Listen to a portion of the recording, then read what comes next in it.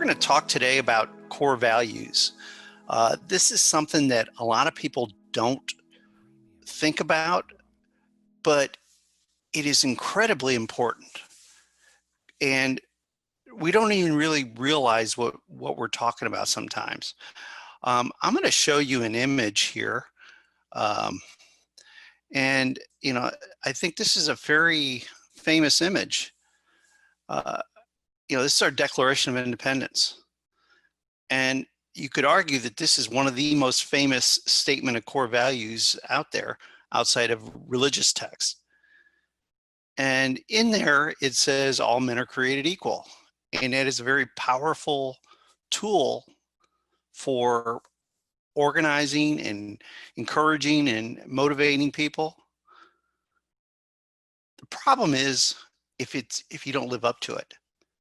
And that's what we're seeing right now with the protests and the rioting. Is the United States hasn't always lived up to this.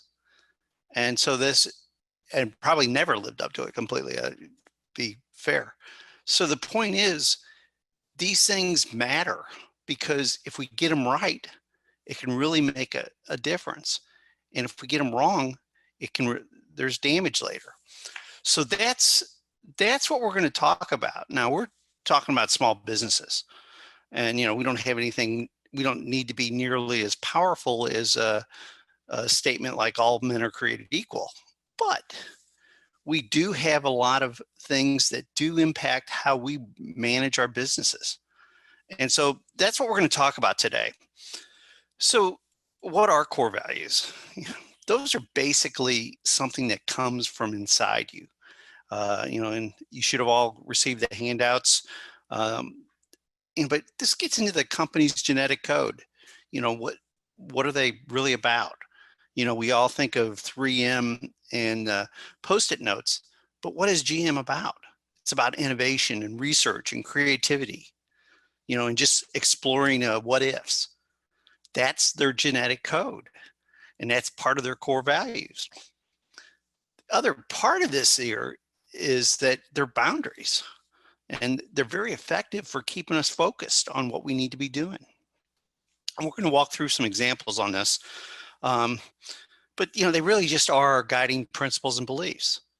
Now when we get it, I'm going to show you my core values, and my core values are influenced by a Christian perspective. But that is not my core values for the business. Obviously I don't want to violate the Christian perspective things, but my core values are what are going to help drive the business. And that's what I'm focused on. And we could have good or bad. I think most of the people on this call are old enough that they may have seen the movie Wall Street. And this was, I don't know how many years ago that was, but with Michael Douglas and Charlie Sheen. And one of the key things that you probably remember from that movie is Michael Douglas had some core values. Greed is good. And ultimately it brought him down. But that was what was driving him. And so that's where the problem with bad core values is they really aren't boundaries. And so as a result, they kept pushing the envelope. So why do core values matter? And for a small business, and we could argue, do you really need them? Or, and that's what a lot of people will think. But what it does is by thinking these things through, it helps you know what you want to do and helps you know what you don't want to do. So like in my case, it reduces me chasing the wrong kind of business. Not all businesses alike, because I might be able to do something legally and morally and all that, but it's not the right thing for me. And so when my core values start coming into play, they help restrict that. So that it is a part of your strategy decision, but it also is, like I said, who you are.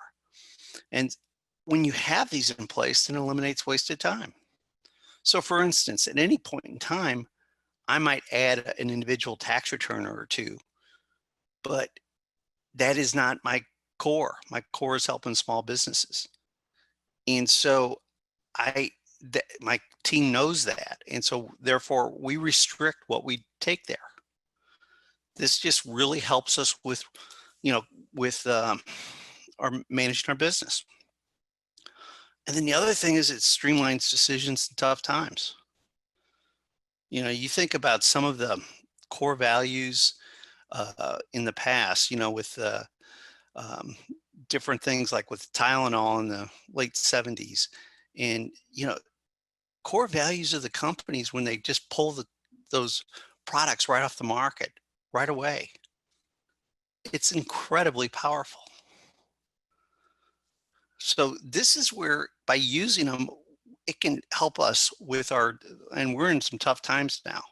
And so it helps us with some decision making because then we start looking for better alternatives as opposed to the easy one.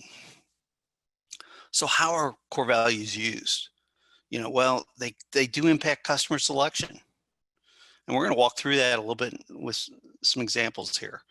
You know, and the same with team members. So if you have a core value of service, for instance, you know, and you got a team member that isn't really servant oriented, what's going to happen? He's going to stick out.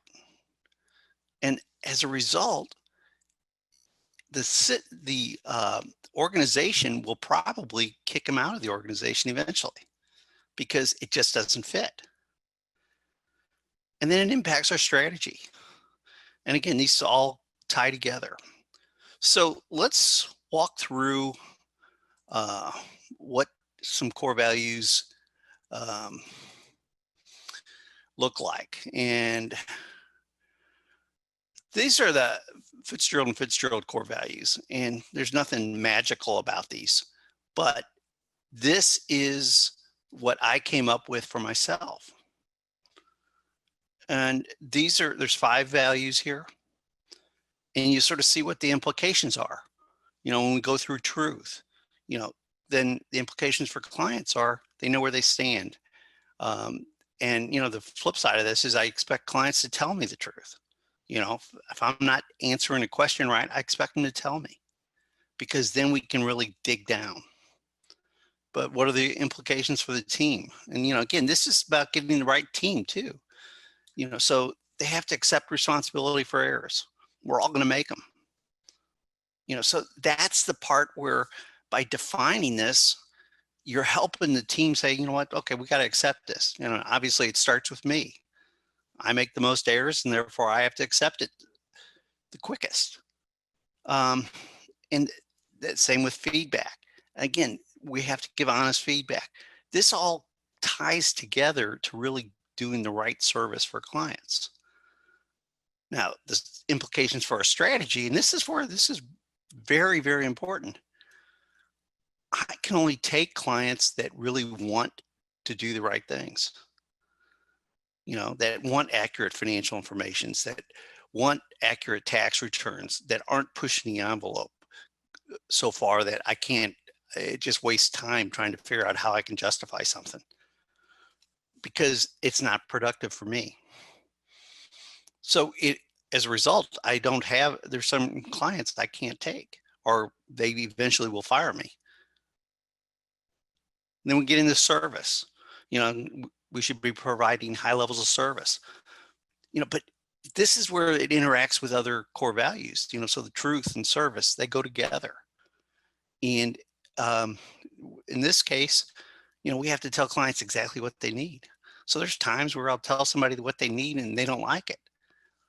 But that's the only way I can provide the service they need. And so that's where being explicit about these things helps define what we do. You know, and then the implications for the team must be service oriented and serve team members as well. You know, you'll notice on my core values, I don't have teamwork. And for somebody that's coached grade school basketball for as many years, teamwork is incredibly important to me. But this is where I have this covered because if we're serving each other, we're going to do the teamwork's going to come. So the service was just a better word. And that's why I'm saying these things are not necessarily the best, but they work for us. And that's what everybody has to figure out. What works for you? And then the other side of this is service. I can only take so many clients because I'm trying to, again, I'm pulling all this together. I'm trying to make sure that your the clients get the service they need. They have the information they need so they know where they stand. That means I can't have a whole bunch of extensions. Obviously this year we got more than we want, but that's going to happen. I mean, I'm not perfect and we can't control all things outside, but we can do our best. Then we lead into proactivity and striving to keep clients informed. And, so there's minimal surprises. That leads into the teams having to be more outward focused and thinking ahead, and then that leads for strategy, tying into clients that use the services and clients, and we will actively get rid of clients that won't fix systems because they're not proactive on that, because then it forces us into reactive modes that then hurts our services to other clients. Now, this is a strategic thing here, but it's also how I'm wired and how I'm trying to, wire our systems. Then education fits right in here with all this about, us helping clients learn, but then we have to be ahead of the game. We always have to be ahead of the game. Now, hopefully clients will keep raising their skill set, and that's going to keep forcing us to raise our skill set. And we have to be able to do things like these Zoom calls and seminars and weekly ideas and all those things. And then balance pulls it all together for us, because you can spend a ton of time with service and proactivity and all these things, but we also have to have balance. If I might have a perfect business working, but if my personal life's a mess, I failed. And so that's where there's going to be different times where you're focused on the personal side and different times focused on the business side. And everybody's going to be different on what that balance looks like, but it's got to be something that fits.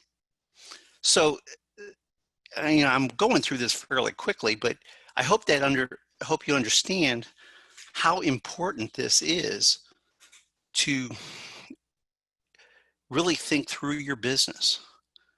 So this is how I'm using core values. So what are the steps to creating core values? And it's pretty simple, really. And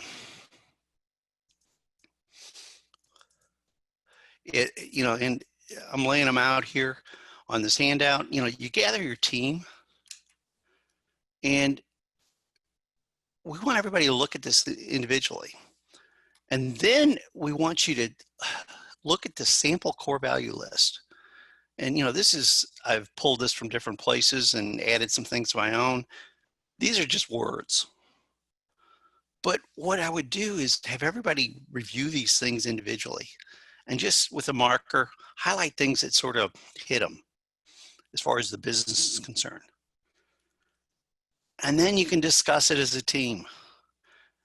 Now, the one big benefit of this is you might have two completely contrary core values, and that's a good way to talk about how to get everybody on together.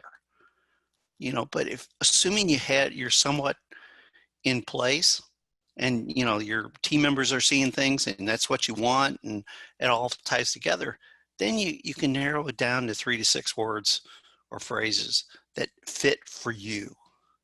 And that's the part. There's no right or wrong answer here.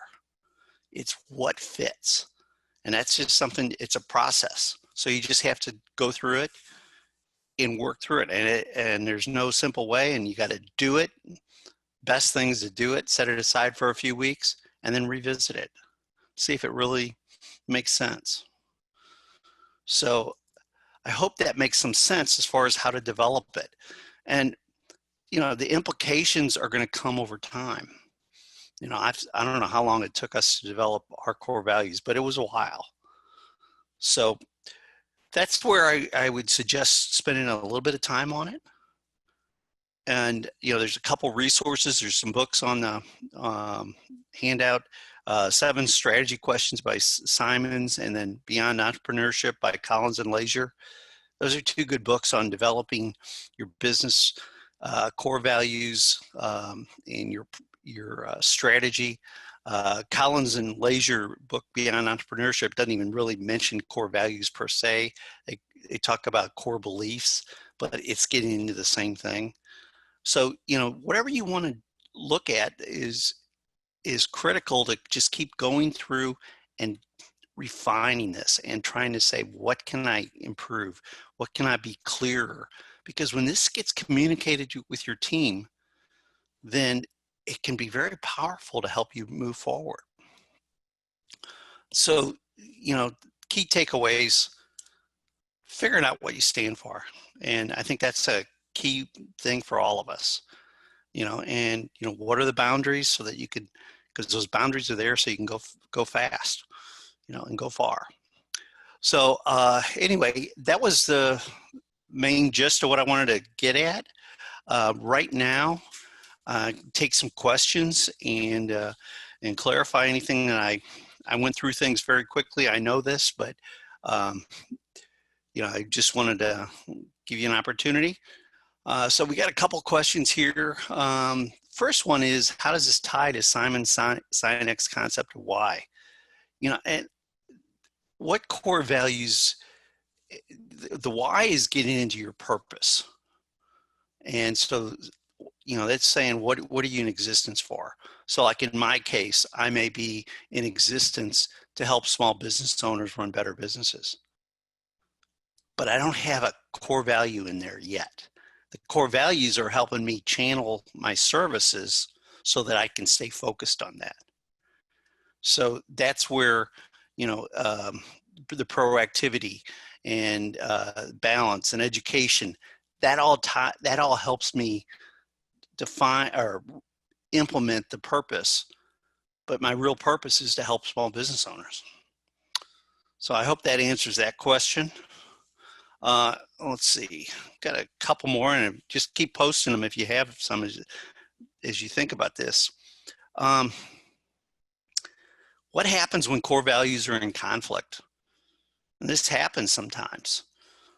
So for instance, say I have a client where they want to do something on a tax return, and I could serve them and they probably would get by with it, but I don't think it's right. And so therefore I got a conflict between service and truth. And even if I thought other CPAs might do it, but I still believe it's wrong, what happens? And these are real conflicts.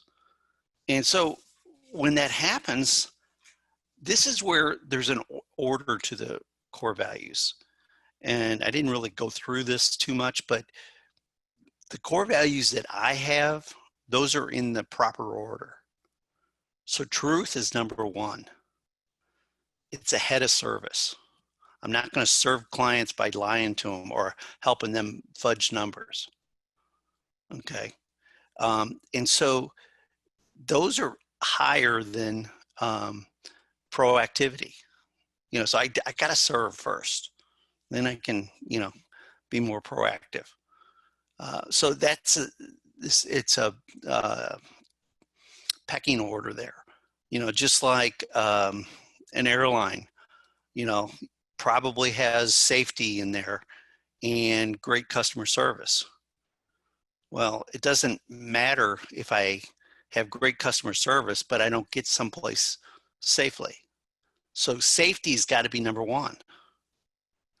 Now, most of these airlines right now are being challenged because it's hard to do it safely. They can technically fly the plane safely, but there's a perception that when they fill up the middle rows, that it's not safe because of the COVID-19. This is a huge thing, and they're going to have to figure that out. So anyway, I hope that helps a little bit. What if your team can't agree on core values? This is real common. And, and that's that tells you something. And now sometimes there's subtleties between, somebody says it should be honesty and somebody should say truth.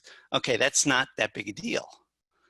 But sometimes there are some differences that, really really impact how you run things. And that's where going through this exercise helps everybody, get clear on where you're trying to go. And so in those situations, you have to listen to your team. I'm not saying they're right. I'm just saying you have to listen. And at the same time, they have to listen to you. And, or if there's two different team members that are in conflict, whoever's, disagreeing, you have to focus on an open communication. And if you can't do that, that's an indication that you got another problem, because this helps identify some of those things. And it may be that somebody needs to go, it could be a high performer. But we have to have people basically on the same page. So, no, that's a great question. Let's see, who else? Here's one. What happens when your customer's perception of your core values is different than yours? And this is another, again, we expect, like the airlines, we expect it to be safe. And they're trying to just recover money. They've lost billions, and this is something that when we have whatever we've defined on our core values, we have to live it, but we also have to get our customers' impact or input on it, and we have to look at it from the customer's perspective, and we have to discuss it with some of our customers and make sure, it makes sense. So like even now, me sharing these core values with you, if there's something that you disagreed with or you don't understand, I hope you would say something to me, because then I can explain it and then I can hear what you say. Though this is an important dialogue that we need to run better businesses. So it's important to get that perspective from different places. Maybe you have some outside business advisors, a banker, whoever. Just test it against all them. So let's see, anything else? I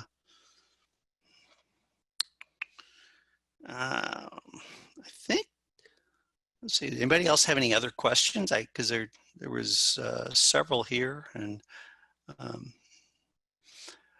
one more question here. Who needs to be part of this process? I think as many people as possible. Obviously, your senior leaders in your businesses, but if you can get, some businesses might get all their employees together, because the lower level employees may have a different perception of what the core values are, and their input is really critical. And it may be just a matter of communication, but it'll tell you something that you didn't know, and that will highlight a problem that you can avoid for the future. So anyway, if there's no other questions, I think that that's pretty much what I wanted to cover. I think this is a critical thing to get right, because it can avoid a lot of problems. So anyway, I really appreciate you being on the call today. If you have any other questions later, please let me know, and we will, and I'll get back to you. We will be sending out the tape of the video in case there's anybody else wanted to see this. That would be great. And anyway, have a great weekend, and thank you again.